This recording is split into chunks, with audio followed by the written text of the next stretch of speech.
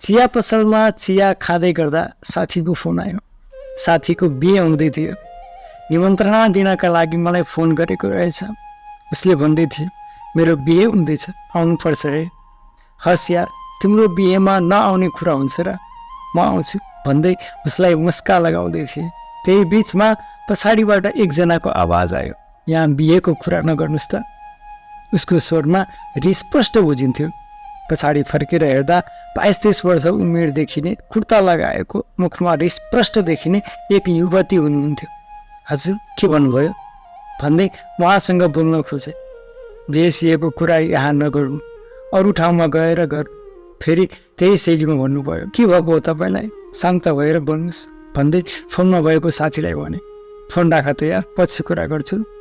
उसले हस् भन्दै फोन काट्यो। किन यति रिसाउनु भएको? तपाईँको घर कहाँ हो र तपाईँ को हो उहाँको बारेमा बुझ्न खोज्यौँ। के भन्नु बाबु, अमिरा मेरो आफन्त पर्छ, हुन लागेको बिहे रोकियो, घर यही नजिक हो। चियावाली काकीले जवाब दिनुभयो। म केही बेर चुप लागेँ अनि फेरि सोधेँ, काकी अमिरासँग कुरा गर्न सक्छु? अनुमति लिन खोजेँ। काकीलाई म पहिल्यैदेखि चिन्थेँ र काकीले पनि चिन्नुहुन्छ। हुन्छ बाबु, कुरा गर्दा हुन्छ, उसको नि मन हल्का हुन्छ कि। तर यहाँ होइन, कोही नभएको ठाउँ देखाउँदै यता गएर बस्नुहोस्।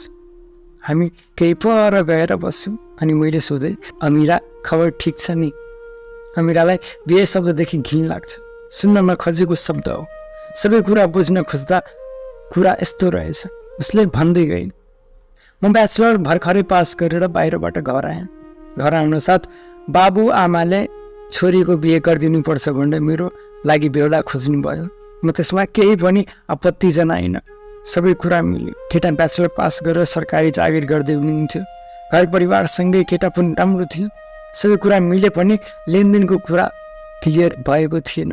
उहाँको माग अनुसार बुवाले लगभग अधिकांश कुरा जो गर्नुभएको थियो। केही रकम बाँकी थियो। बेहुलातिरबाट दिनहुँ फोन आइरहन्थ्यो। एक दिन बेहुला र बेहुलाको बुबा मेरो घर आउनुभयो र अलि नराम्रो तरिकाले बुवासँग बोल्न थाल्नुभयो। छोरीलाई बिहे गर्न सक्नुहुन्न भने किन जन्माउनु भयो? पहाडतिर, हिमालतिर, अन्य समुदायमा नभन्दै लाखौँ लाख लेनदेन गर्छ। तपाईँले चाबु यतिका सामान र रकम दिन गाह्रो किन? मेरो बुवा केही बेर चुप लागेर शान्त भएर बसिरहनु भयो अनि भन्नुभयो, छोरी मैले जन्माएको छु, त्यसको पीडा तपाईँले लिनु पर्दैन र यो लेनदेनको कुरा सक्षम भएसम्म तपाईँले दिएको छु। ढाड भाँच्ने गरी तपाईँले माग गरेपछि गाह्रो भइहाल्छ नि। त्यही पनि म जो गर्दैछु, दिएको समयमा सबै पुरा गर्न कोसिस गर्छु। मेरो छोरा राम्रो छ, पढे लेखेको छ, सरकारी चाकिरी छ, धन सम्पत्तिको कमी छैन। त्यही पनि यति सानो माग पुरा गर्न कति गाह्रो भएको। छोराले भने, समयमा पुरा गर्नु नभए फेरि के होला सोच्नु। बेहुलाको बुवाले भन्दै हिँड्यो।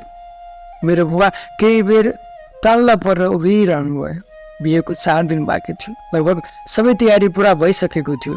उहाँ दिनभरि केही गर्नु भएन। दिनभरि टाउको हातमा राखेर कुनामा बसिरहनु भयो। बेलुकी खानाका लागि बोलाउन जाँदा आफै बढाउन थाल्नुभयो। मेरो घरमा तिमी जन्मिँदा हामी औधी खुसी भएका थियौँ। छोराछोरीलाई हरेक कुरामा बराबर राखेर हरेक आवश्यकता पुरा गर्ने। अनि अहिले आएर यस्तो सुन्नु परेको छ। म आफ्नो घरको लक्ष्मी दिँदैछु, उसको वंश बढाउने जब पठाउँदैछु। मेरो मुटुको टुक्रा सदाका लागि दिँदैछु। यति मात्र होइन, मेरो छोरी सक्षम छ, घर परिवार मजाले सम्हाल्न सक्छ। उनीहरूको माग अनुसार केही त नपुग्या हो नि। यसरी बोल्नु त भएन नि। छोरी, म तिम्रो कन्यादान गर्दिनँ। मलाई डर लाग्न थाल्यो। यसरी बोल्नेले कालान्तरमा के गर्ला भर छैन।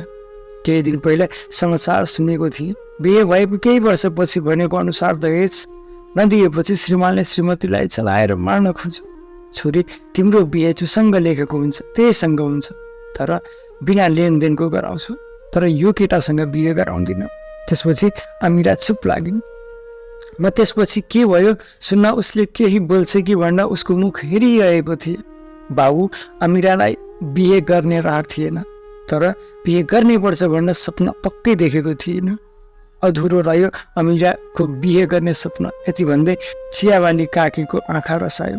मलाई बिहे गर्ने सपना थियो। बिहेदेखि घृणा होइन, तर जुन तरिकाले बिहे हुने गरेको छ त्योदेखि समस्या छ। कतिपयले लाखौँ खर्च गरेर बिहे गर्छ, त्यसलाई आदर्श विवाहको संज्ञा दिन्छ। खुसीले केही दियो भने प्रथा भन्छ अमिताले भने हो नि। धेरै कुरा बदलियो तर कतिपय कुरा बदलिन जरुरी छ। जुन तरिकाले दहेजलाई प्रथा भनेको छ त्यो पनि गलत हो। लेनदेन सबैतिर हुन्छ तर प्रथा केही सीमित ठाउँ मात्रै छ जस्तो भान गराउँछ। फरक यति हो तराईको कति ठाउँमा केही व्यक्तिले जबरजस्ती माग्छ भने अन्य ठाउँमा खुसीले त्यसको कई गुणा बढिदिन्छ। छियावाली काकीको जवाफ कुरा जे भए पनि सोच र समाजको बुझाइ बदल्न जरुरी छ। जुन छोरी अरू घरमा गएर वंशको अगाडि लाग्छ, घर परिवार सम्हाल्छ, परिवारको महत्त्वपूर्ण अंश बन्छ, बाँकी जीवन त्यही बित्छ, त्यहाँ लेनदेन हुनु हुँदैन। कन्यादान करले होइन रहरले गर्नुपर्छ।